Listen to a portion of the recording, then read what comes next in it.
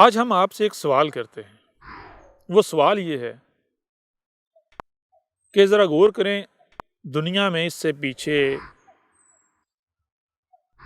کتنی اقسام کے لوگ گزرے ہیں۔ تو جب آپ غور کریں گے تو جواب آپ کے سامنے آئے گا دو طرح کے۔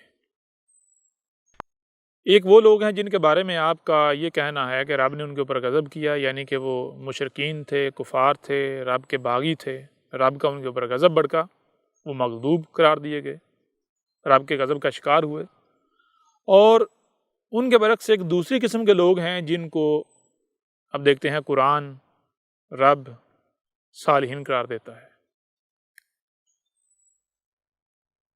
صالحین کن کو قرار دیتا ہے؟ صالحین قرار دیتا ہے رسولوں اور ان کے ساتھیوں کو، رسولوں کی ملت پر چلنے والوں کو۔ اور مشرکین کن کو قرار دیتا ہے؟ جن کے اوپر آپ کا غضب ہوا۔ مغضوب کن کو قرار دیتا ہے؟ تو وہ بھی آپ جب قرآن اٹھا کر دیکھیں گے تو آپ کے اوپر واضح ہو جائے گا کہ وہ جو اندھوں کی طرح اپنے آباء و اجداد کے پیچھے چلتے رہے۔ اب یہاں سوال آپ سے یہ ہے کہ آپ کیا چاہتے ہیں؟ آپ اپنا شمار کن لوگوں میں چاہتے ہیں؟ کیا آپ اپنا شمار ان میں چاہتے ہیں جن پر رب کا غضب ہوا، جو رب کے غضب کا شکار ہوئے، جو مشرکین تھے، مفسدین تھے؟ یا پھر آپ اپنا شمار ان میں چاہتے ہیں جن کو آپ رسول کہتے ہیں، جن کو آپ صالحین کہتے ہیں، جن کو رب صالحین قرار دیتا ہے، اصلاح کرنے والے؟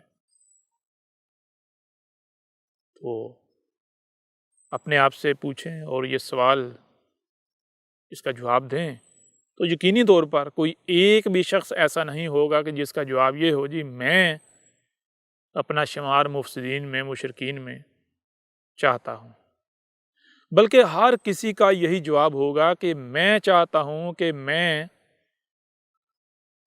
انہی میں شامل ہوں، میرا شمار انہی میں کیا جائے جن کو رب صالحین کہتا ہے، رسول اور ان کے جو ساتھی ہیں۔ اب یہاں ایک چھوٹا سا سوال میں آپ سے اور کرتا ہوں۔ وہ قومیں، وہ لوگ جن کے اوپر رب نے اپنا غضب کیا، جو رب کے غضب کا شکار ہوئے، جن کو آج آپ مشرکین کہتے ہیں، رب کے باغی کہتے ہیں، کیا وہ لوگ یہ چاہتے تھے، یہ کہتے تھے کہ ہم جی رب کے باغیوں میں شمار ہونا چاہتے ہیں، ہم جو مشرکین ہیں وہ بننا چاہتے ہیں؟ یعنی اگر ان سے یہ پوچھا جاتا کہ آپ اپنا شمار کن میں چاہتے ہیں تو کیا وہ یہ کہتے کہ ہم ان میں اپنا شمار چاہتے ہیں کہ جو رب کے غضب کا شکار ہوئے؟ یا پھر وہ بھی اپنی زبان سے یہی کہتے تھے کہ ہم اپنا شمار صالحین میں چاہتے ہیں، ہم چاہتے ہیں کہ ہمارا شمار صالحین میں ہو؟ تو اب سوال یہ پیدا ہوتا ہے کہ ان کی لاکھ چاہت کے باوجود کیا وہ صالحین میں شمار ہوئے؟ وہ جتنی بھی قومیں ہلاک ہوئی ہیں جن کو رب مغضوب قرار دیتا ہے، جو رب کے غضب کا شکار ہوئے، آپ ان کے بارے میں پڑھ لیں، وہ تمام کی تمام قومیں ایسی تھیں، ان میں ہر شخص ایسا تھا جس کی چاہت یہ تھی کہ میں صالحین میں شمار ہوں، مجھے صالحین میں شمار کیا جائے۔ لیکن جب نتائج سامنے آئے تو کیا رب نے ان کو صالحین میں شمار کیا؟ تو اس کا جواب بالکل واضح ہے، نہیں۔ کیوں نہیں؟ اس کی وجہ یہ ہے کہ اگر آپ چاہتے ہیں تو چاہت سے کچھ نہیں ہونے والا، ہونا کس سے ہے؟ آپ کے کہنے سے، آپ کے چاہنے سے، آپ کی آوازیں بلند کرنے سے، شور مچانے سے آپ صالحین میں شمار نہیں ہو جائیں گے، ٹھیک ہے نا؟ بلکہ اگر صالحین میں شمار ہونا ہے تو آپ کو صالح بننا پڑے گا، آپ کو وہی کرنا پڑے گا جو صالحین نے کیا۔ اب ذرا غور کریں، صالحین نے کیا کیا اور جو مشرکین تھے جن کے اوپر آپ کا غضب بھڑکا انہوں نے کیا کیا؟ پھر آپ ذرا اپنا موازنہ کیجئے گا ان کے ساتھ کہ آپ کا شمار کن میں ہونے جا رہا ہے، ٹھیک ہے نا؟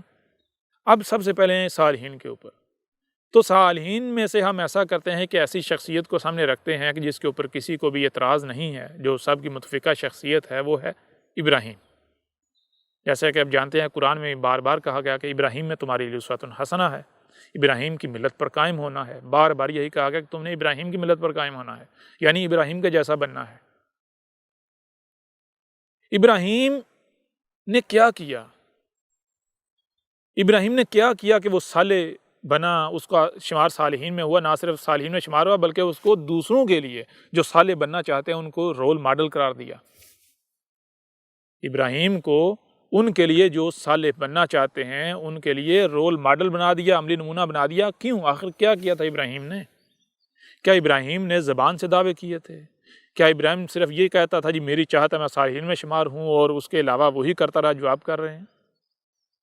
نہیں، جب غور کریں گے تو حقیقت اس کے بالکل برعکس کچھ اور سامنے آئے گی۔ وہ یہ سامنے آئے گی کہ جیسے آپ پیدا ہوتے ہیں ابراہیم بھی ایسے ہی پیدا ہوا تھا، جیسے آپ پلتے بڑھتے ہیں ایسے ہی ابراہیم پلا بڑھا تھا۔ لیکن پھر کیا ہوا؟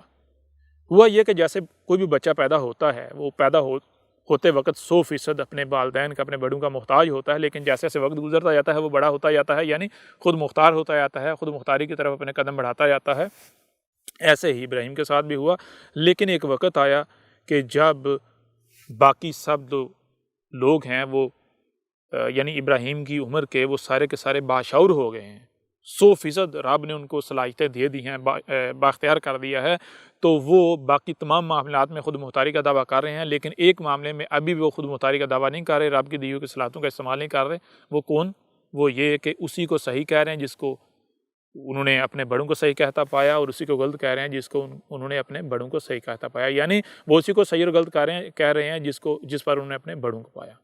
اس کے باوجود کہ ان کے پاس شعور آ چکا ہے، صحیح اور غلط کا فیصلہ کرنے کی صلاحیتیں دے دی گئی ان کو۔ یہاں پر آ کر کیا ہوتا ہے کہ باقی جو اکثریت ہے وہ ساری کی ساری ایک طرف ہو جاتی ہے، وہ یعنی وہ آنکھیں بند کر کر اپنے آباء و اجداد کے دین پر چلنا شروع ہو جاتی ہے۔ ابراہیم جو ہے وہ نہیں کرتا۔ ابراہیم کیا کرتا ہے؟ ابراہیم دیکھتا ہے کہ بھئی ہر کسی کا دعویٰ یہ ہے کہ میں حق پر ہوں باقی سب گمراہ ہیں، میں حق پر ہوں باقی سب گمراہ ہیں۔ اب ایسا کیسے ہو سکتا ہے کہ سارے کے سارے ہدایت یافتہ ہوں، سارے کے سارے حق پر ہوں؟ کیوں؟ کیونکہ ہر کوئی آپس میں اختلاف کر رہا ہے۔ تو کیا 2+2 6، 2+2 8، 2+2 15، 2+2 20 کیا یہ سارے کے سارے ٹھیک ہو سکتے ہیں؟ یا پھر اگر ٹھیک ہوگا تو وہ کوئی ایک ہی ہوگا، یا پھر کوئی ایک بھی ٹھیک نہیں، سارے کے سارے غلط ہیں۔ تو ابراہیم نے دیکھا بھائی کس بنیاد پر یہ سارے کے سارے ہر کوئی حق ہونے کا دعوے دار ہے، تو بنیاد یہ سامنے آئی کیونکہ میں نے اپنے بڑوں کو اس پر پایا ہے، یہ میرے بڑوں کا دین ہے، اس وجہ سے یہ حق ہے، اس وجہ سے میں حق پر ہوں۔ تو ابراہیم نے کہا اگر یہ دلیل ہے تو اس دلیل پر تو پھر سارے حق پر ہیں۔ ایسا کیسے ہو سکتا ہے سارے حق پر ہوں؟ کیونکہ حق تو کوئی ایک ہی ہو سکتا ہے۔ تو ابراہیم نے کہا میں ایسا نہیں بنوں گا، بلکہ جب مجھے رب نے وجود دیا تھا اس وقت میں 100% بڑوں کا محتاج تھا، والدین کا محتاج تھا، لیکن جب جیسے جیسے مجھے میرے رب نے بااختیار کیا، صلاحیتیں دیں، تو میں ان صلاحیتوں کا استعمال کرنا شروع ہوا۔ تو کیا صحیح کیا ہے اور غلط کیا ہے اس کا فیصلہ کرنے کی صلاحیتیں میرے رب نے مجھے نہیں دیں، ابھی بھی نہیں دیں، جو میں دوسروں کا محتاج بنوں، اسی کو صحیح اور غلط کہوں جس کو دوسرے صحیح اور غلط کہہ رہے ہیں۔ اگر تو مجھے میرے رب نے بھی وہ صلاحیتیں نہیں دی تو ٹھیک ہے، میں جن کا محتاج ہوں میں انہی کے پیچھے چلتا ہوں، لیکن اگر میرے رب نے مجھے یہ صلاحیتیں دے دی ہیں تو مجھے صلاحیتیں دینے کے باوجود میں کیوں ایسا کروں؟ ان صلاحیتوں کا استعمال کیوں نہ کروں؟ میں کیوں دوسروں کا محتاج بنوں؟ تو ابراہیم نے کیا کیا تھا؟ ابراہیم نے پھر ان صلاحیتوں کا استعمال کیا تھا۔ کیوں صلاحیتوں کا استعمال کیا تھا؟ اس لیے ان صلاحیتوں کا استعمال کیا تھا کیونکہ ابراہیم جانتا تھا کہ میرا رب جو ہے وہ کوئی بھی کام کرتا ہے بالحق کرتا ہے، بغیر حق نہیں کرتا۔ کیوں؟ کیونکہ رب کوئی بھی کام کرتا ہے بغیر مقصد کے نہیں کرتا، با مقصد کرتا ہے۔ اب اگر رب نے آپ کو صلاحیتیں دی ہیں، سننے کے لیے کان دیے ہیں، دیکھنے کے لیے آنکھیں دی ہیں، جو سنائی اور دکھائی دیتا ہے اسے سمجھنے کی صلاحیت دی ہے، تو کیا یہ بغیر مقصد کے دے دیں؟ کیا رب آپ سے سوال نہیں کرے گا؟ اگر آپ نے اندھوں کی طرح اپنے بڑوں کے پیچھے چلنا ہے، اپنے آباء و اجداد کے پیچھے چلنا ہے، اسی کو حق کہنا ہے جس کو آپ کے بڑے یا اکثریت حق کہہ رہی ہے، اسی کو باطل کہنا ہے جس کو آپ کے بڑے یا اکثریت باطل کہہ رہی ہے، تو پھر رب نے آپ کو صحیح اور غلط کا فیصلہ کرنے کی، سننے، دیکھنے اور سمجھنے کی صلاحیتیں کیوں دیں؟ سوال پیدا ہوتا ہے یا نہیں ہوتا؟ اگر آپ ان صلاحیتوں کا استعمال نہیں کرتے اور اسی کو حق کہتے ہیں، اسی کو باطل کہتے ہیں جس پر آپ نے اپنے بڑوں کو پایا، جس پر اکثریت چل رہی ہے، تو آپ اپنے عمل سے یہ اعلان کرتے ہیں کہ رب جو ہے وہ کچھ بھی بالحق نہیں کرتا، بغیر حق کرتا ہے، یعنی رب جو ہے وہ سبحان نہیں ہے۔ آپ اپنے عمل سے یہ اعلان کرتے ہیں۔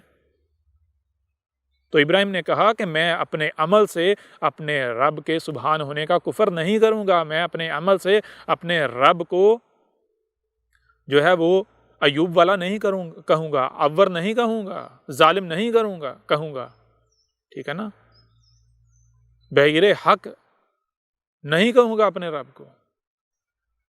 میرے رب نے مجھے صلاحیتیں دی تو میرا رب ان کے بارے میں سوال کرے گا، جس مقصد کی میرے رب نے یہ صلاحیتیں دی، میں ان صلاحیتوں کا اسی مقصد کی استعمال کروں گا۔ لہٰذا ابراہیم نے ان صلاحیتوں کا استعمال کیا تو نتیجہ کیا نکلا؟ پتہ چلا بھائی سارے کے سارے ہی گمراہ ہیں، کسی ایک کو بھی نہیں پتہ کہ حق کیا ہے۔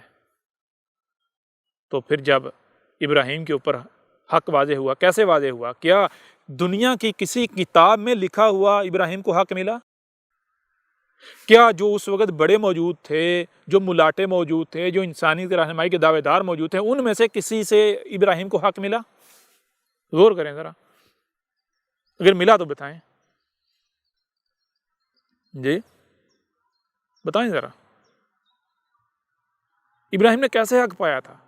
قرآن اٹھا کے دیکھ لیں، آپ کو پتہ چلا کہ غور و فکر کر کے ابراہیم نے غور و فکر کیا، لہٰذا ابراہیم کو حق مل گیا۔ ظاہر سی بات ہے، آپ کے رب نے آپ کو یہ صلاحیتیں کیوں دی ہیں؟ اسی لیے دی ہیں آپ ان کا استعمال کریں۔ جب آپ ان کا استعمال کریں گے تو آپ حق کو نہ پہچانے نہ پائیں، آپ کو حق نہ ملے، یہ کیسے ہو سکتا ہے؟ کیوں؟ کیونکہ آپ کے رب نے آپ کو یہ صلاحیتیں دی ہی اسی لیے ہیں کہ ان کے ذریعے سے آپ ہدایت پاؤ۔ یہ ہدایت کے ٹولز ہیں، ذرائع ہیں، آپ کو آپ کے رب نے دیے۔ اگر آپ ان کا استعمال نہیں کریں گے تو پھر ہدایت پائیں گے؟ سوال ہی پتہ نہیں ہوتا۔ تو یہ ہے پھر جب ابراہیم کو ہدایت ملی، کیسے ملی یہ آپ کے اوپر واضح ہو گیا۔ تو اس کے بعد ابراہیم نے کیا کیا؟ ابراہیم پھر حق کے اوپر قائم ہوا۔ کیسے قائم ہوا؟ اس نے پھر معاشرے کی پرواہ نہیں کی، اکثریت کی پرواہ نہیں کی، اپنے بڑوں کی پرواہ نہیں کی، اپنے آباء و اجداد کے دین کو اپنے جوتے کی نوک پر رکھا، رد عمل کیا آئے گا اس کی پرواہ نہیں کی۔ پھر جب ابراہیم نے حق کی اطاعت و اتباع کی، جو حق واضح ہوا تھا، تو پورے کا پورا معاشرہ جو ہے ابراہیم کے خلاف آگ بگولا ہو گیا، ابراہیم کو قتل کرنے کی منصوبہ بندیاں کرنا شروع ہو گیا۔ کیا ابراہیم نے اس معاشرے کی پرواہ کی؟ ابراہیم خوف کا شکار ہوا؟ نہیں ہوا۔ ہاں، کچھ سختیوں کا ابراہیم کو سامنا کرنا پڑا۔ ذرا غور کریں، جب ابراہیم بت توڑنے گیا تو کیا ابراہیم کو یہ نہیں پتا کہ جن بتوں کا میں توڑنے جا رہا ہوں ان کے بارے میں لوگوں کا، پورے معاشرے کا نظریہ و عقیدہ ہے، عقائد و نظریات کہ یہ ہمارے خدا ہیں؟ اب اگر آپ کسی کے خدا کو توڑیں گے تو کیا وہ خاموش بیٹھیں گے؟ تھوڑا سا تو غور کریں۔ تو کیا ابراہیم نے ڈرا تھا؟ ان لوگوں کی پرواہ کی تھی؟ کسی قسم کے خوف کا شکار ہوا تھا؟ کیا ابراہیم نے یہ سوچا تھا؟ کیا ابراہیم کے سامنے یہ بات نہیں آئی ہوگی کہ میں ان بتوں کو توڑوں گا جن کو لوگ خدا کہتے ہیں تو لوگ میرے ساتھ کیا کریں گے؟ مجھے زندہ درگور کر دیں گے، جلا دیں گے، میری ہڈی پسلی ایک کر دیں گے، میری بوٹیاں کر دیں گے۔ کیا ابراہیم کو یہ خوف نہیں آئے ہوں گے؟ تو کیا ابراہیم ان میں سے کسی خوف کا شکار ہوا تھا، یا پھر اس نے حق کی اطاعت و اتباع کی، دنیا کی کسی طاقت کی پرواہ نہیں کی؟ تو پھر کیا رب نے جب ابراہیم نے حق کی اطاعت و اتباع کی، رب کے دیے ہوئے ٹولز کا استعمال کرتے ہوئے حق کو پایا اور پھر اس حق کے اوپر ڈٹا، تو کیا دنیا کی کوئی طاقت ابراہیم کا کچھ بگاڑ سکی؟ کیا پھر رب نے ابراہیم کی حفاظت کی یا نہیں کی؟ تو آپ کے سامنے ہے، یہ کرنے سے ابراہیم جو ہے وہ صالحین میں شمار ہوا۔ نہ صرف صالحین میں شمار ہے بلکہ صالحین کا امام قرار دیا گیا، ابراہیم کو امام بنا دیا گیا۔ یعنی جب ابراہیم نے یہ مقام حاصل کر لیا، جب ابراہیم نے یہ کیا، تو پھر رب کہہ رہا ہے تم سب کو بھی ایسا بننا ہے، لو تمہارے لیے اور آسان کر دیا، ایک عملی نمونہ تمہارے سامنے رکھ دیا۔ تو آج اپنے ارد گرد جھانکیں، غور کریں، کیا کوئی ایسی شخصیت ہے؟ اگر تو ایسی کوئی شخصیت نہیں ہے جو ابراہیم کی مثل ہو، آج کے دور کا ابراہیم موجود نہیں ہے، تو پھر آپ کے اوپر یہ ذمہ داری عائد ہوتی ہے کہ آپ وہ ابراہیم بنے جو سب سے پہلے وہ شخصیت بنے گا تو رب کے قانون میں وہ امام کہلائے گا، پھر باقیوں کو اس کے پیچھے چلنا ہے، وہی بننا ہے۔ اگر تو ایسی شخصیت نہیں ہے، پھر آپ سب کے پاس یہ موقع ہے، سامنے آئیں، کریں، ابراہیم بنے۔ اور اگر آج ایسی شخصیت موجود ہے جس کے اندر آپ کو عین ابراہیم ملے گا، اس کے اعمال سے، دنیا کی کسی طاقت کی پرواہ نہیں کی، وہی کیا جو ابراہیم نے کیا تھا، تو پھر اس شخصیت کو قرآن کے مطابق، آپ کے قانون کے مطابق آپ کے لیے امام بنا دیا گیا۔ اب آپ کے اوپر لازم ہے، آپ کے اوپر فرض ہے، آپ اس کے پیچھے چلیں، آپ اس کی اطاعت و اتباع کریں، تب ہی آپ فلاح پائیں گے، ورنہ آپ کا انجام کیا ہوگا؟ آپ کا انجام وہی ہوگا پھر اس وقت جو ابراہیم کے جو دشمن تھے، مخالفین تھے، ان کا ہوا تھا، جو رب کے غضب کا شکار ہوئے تھے۔ وہ کون تھے؟ تو اس سے آپ کے اوپر بالکل کھل کر یہ بات واضح ہوگی کہ رب کا انعام کن کے اوپر ہوا، رب کے قانون میں صالحین کون ہیں؟ وہ ابراہیم اور ابراہیم کی مثل، اور مشرکین جو رب کے غضب کا شکار ہوئے وہ کون ہیں؟ وہ جو اندھوں کی طرح اپنے آباء و اجداد کے پیچھے چلتے ہیں۔ اب ذرا آپ اپنے آپ کو سامنے رکھیں، ایک طرف ابراہیم کو رکھیں اور دوسری طرف جو ابراہیم کے دشمن تھے، جو اکثریت تھی، جو رب کے غضب کا شکار ہوئے، پھر اپنا موازنہ کریں، دونوں کے ساتھ آپ کس کے ساتھ ملتے ہیں، کس کے ساتھ میچ ہوتے ہیں، تو حقیقت آپ کے اوپر بالکل کھل کر واضح ہو جائے گی۔ کسی دوسرے کو بتانے کی ضرورت نہیں ہے۔ ذرا غور کریں آپ کا شمار کن میں ہوتا ہے۔ اگر تو آپ ابراہیم کی نسل ہیں، اگر تو آپ رسولوں کی نسل ہیں، تو پھر تو آپ کا شمار جو ہے وہ صالحین میں سے ہے۔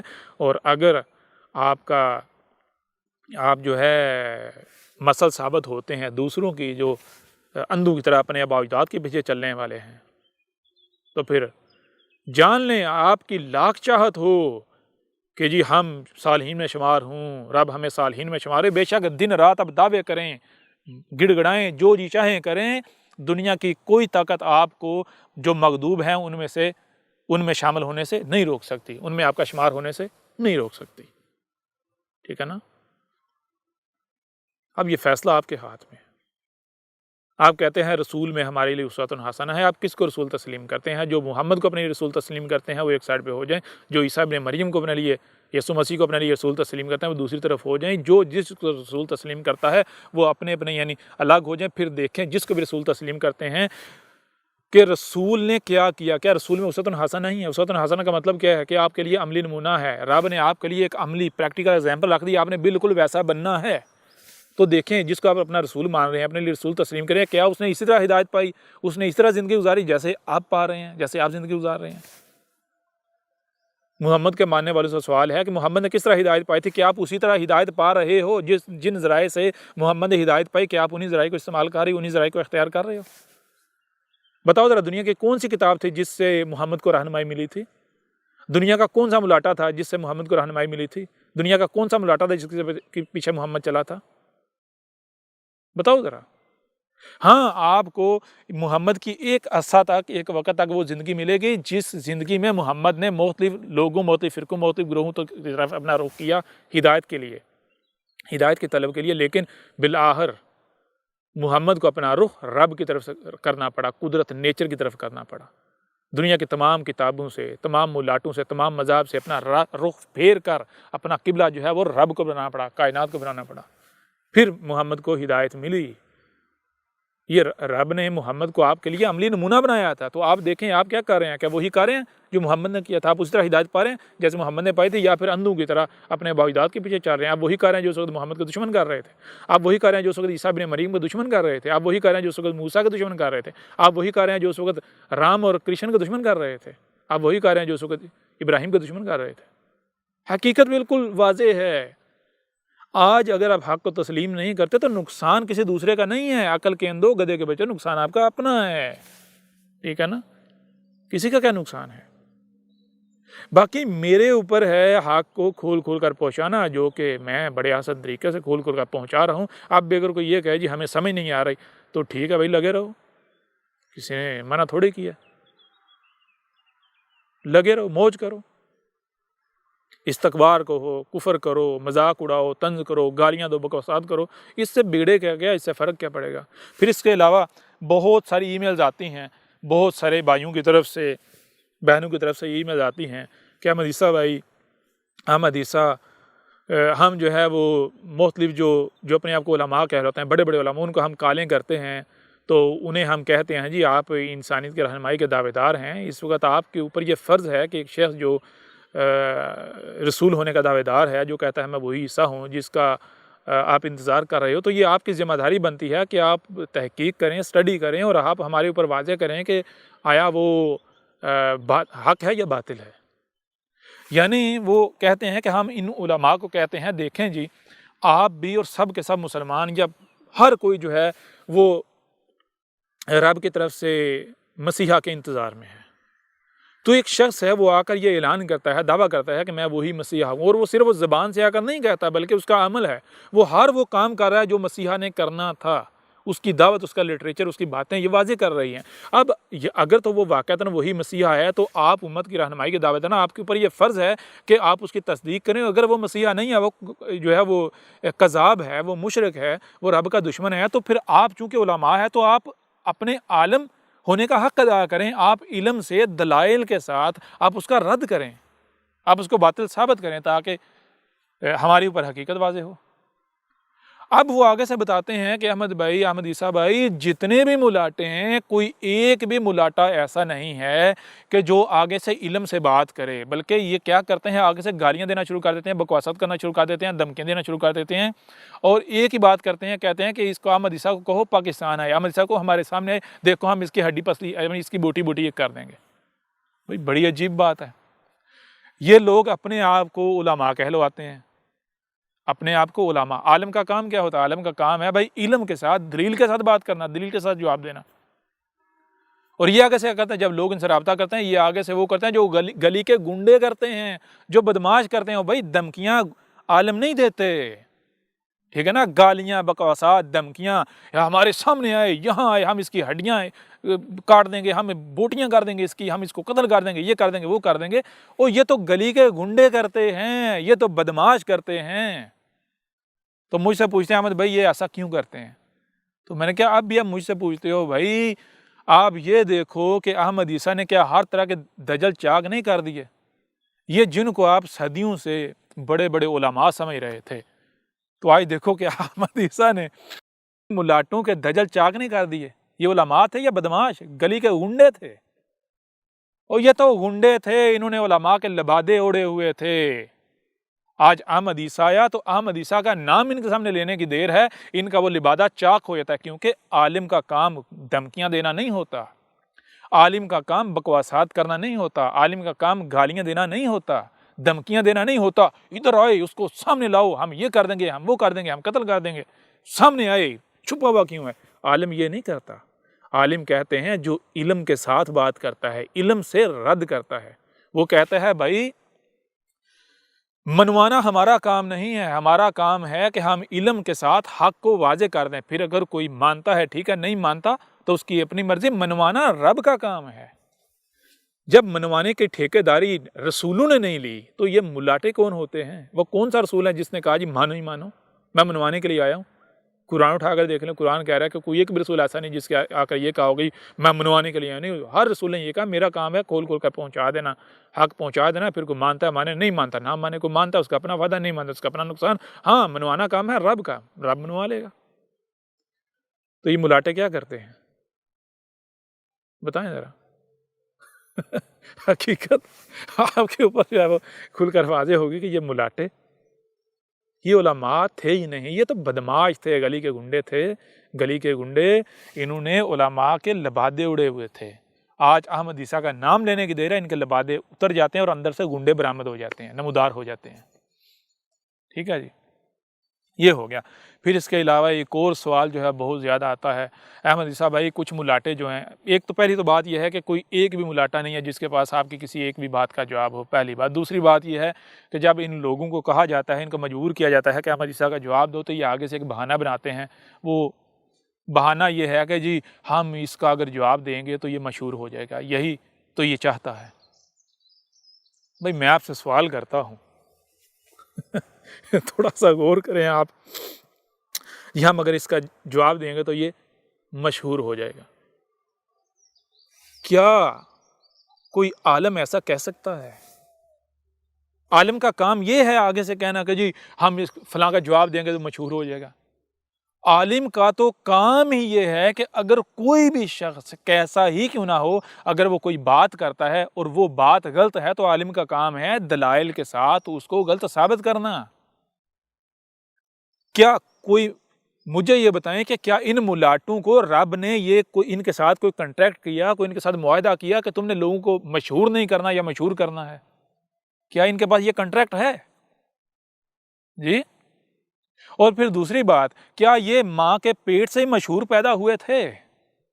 جی۔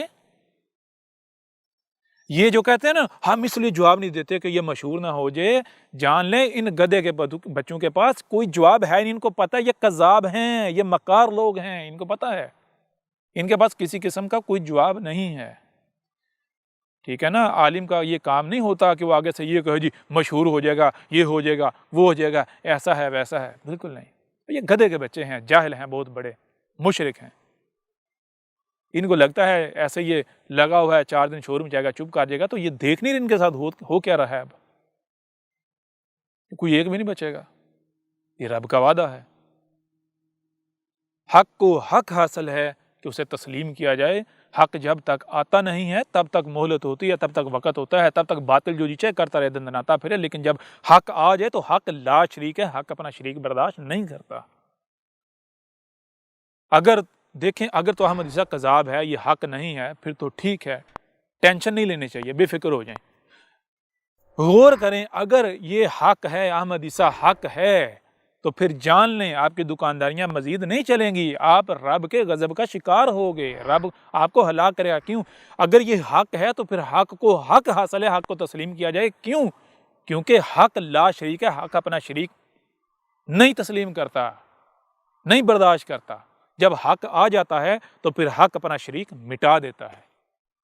اندھیرا ہو گیا تو یہیں پر مجھے لگتا ہے ہم بس کرتے ہیں اس نشست کو، پھر بات کریں گے مزید سوالات پر، مزید موضوعات کے اوپر. آج کے لیے اتنا ہی کافی. باقی آخر میں ہم یہی کہیں گے کہ جتنے بھی ملاٹے ہیں، اگر دیکھیں اگر ان کے پاس کسی ایک بھی ملاٹے کے پاس جواب ہوتا تو وہ کیا کرتا. سب سے پہلی بات تو یہ ہے جتنے ملاٹے ہیں میرے پاس ہزاروں کی تعداد میں کالوں کی ریکارڈنگز موجود ہیں جو موسٹلی ملاٹوں کے آمنے سامنے بیٹھ کر یعنی لوگوں کی باتیں ہوئی ہیں، جو میرے بارے میں سوال کر رہے ہیں، پوچھ رہے ہیں آگے سے ملاٹوں کا جو رویہ ہے، گالیاں، دھمکیاں، بکواسات، اس کو سنو نہیں، اس کی دعوت اس دعوت کے قریب بھی نہ جاؤ ورنہ تمہارے ایمان ڈول جائیں گے، یہ ہو جائے گا، وہ ہو جائے گا، نکاح ٹوٹ جائیں گے. اور باقی کال کی ریکارڈنگز ہیں جن میں یعنی کہ جو ان کی حقیقت ہے وہ پھر اگلتے ہیں، وہ موجود ہیں. پھر اس کے علاوہ وہ کون سا ملاٹا ہے کہ جس نے احمد عیسیٰ کے اوپر بات نہیں کی؟ قتل کی دھمکیاں، بکواسات، جلسے، جلوس، فتوے، سارا کچھ کیا. پھر بھی اگر یہ کہتے ہیں کہ یہ مشہور نہ ہو جائے تو جان لیں ان کے پاس جواب ہوگا تو یہ جواب دیں گے نا. ان کے پاس جواب ہی نہیں ہے. دوسری بات یہ ہے کہ اگر ان میں سے کسی ایک بھی ملاٹے کے پاس احمد عیسیٰ کا کوئی جواب ہوتا تو یہ کیا کرتے؟ ایسا ملاٹا تو پھدک کے سامنے آتا. کیوں؟ وہ کہتا دیکھو پوری امت کے علماء جس کے سامنے ہلاک ہو گئے، میں آج امت کا محسن دیکھو میں نے مقابلہ کیا. وہ تو ہیرو بننے کے چکروں میں پھدک کے سامنے آتا. ہیرو بننے کا موقع یہ ضائع جانے دیتے یا ضائع جانے دیں گے؟ سوال ہی پیدا نہیں ہوتا. یہ مکار ہیں، جاہل ہیں، یہ ملاٹے جو ہیں یہ گلی کے گنڈے ہیں، یہ بدماش ہیں، ٹھیک ہے نا، یہ لٹیرے ہیں. وہ جو حقیقی گنڈے ہوتے ہیں، لٹیرے ہوتے ہیں، وہ پستول آپ کی کنپٹی پر رکھ کے ڈنڈے کے ڈر سے یعنی ڈنڈے سے ڈرا کے، پستول سے ڈرا کے، بندوق سے ڈرا کے مال لوٹتے ہیں. انہوں نے بندوق کی جگہ پر ایک تصوراتی اللہ جس کا کوئی وجود ہی نہیں ہے، ٹھیک ہے نا، طرح طرح کے جو تصورات قائدین و ریاض جو ہیں وہ ان کا اسلحہ ہے. اس اسلحے کے بل پر آپ کو ڈرا کے آپ کے مال لوٹتے ہیں یہ، ٹھیک ہے نا، اپنی اور اپنی بیویوں کے، اپنی رکھیلوں کے، اپنی اولادوں کے پیٹ پالتے ہیں، موجے کرتے ہیں. یہ ہے ان کی حقیقت. اندھیرا کافی ہو گیا، بس کرتے ہیں، ملتے ہیں اگلی نشست میں. احمد عیسیٰ کون ہے؟ کیا آپ احمد عیسیٰ کو جانتے ہیں؟ احمد عیسیٰ وہ ہے جس نے ان باتوں پر سے پردہ اٹھایا ہے جس پر آج ہر کوئی اختلاف کر رہا ہے. حق اور باطل کی پہچان اب انتہائی آسان. آج ہی الکتاب کو ڈاؤن لوڈ کریں. مزید ویڈیوز کے لیے احمد عیسیٰ کے یوٹیوب چینل کو وزٹ کریں اور چینل کو سبسکرائب کرنا مت بھولیے گا.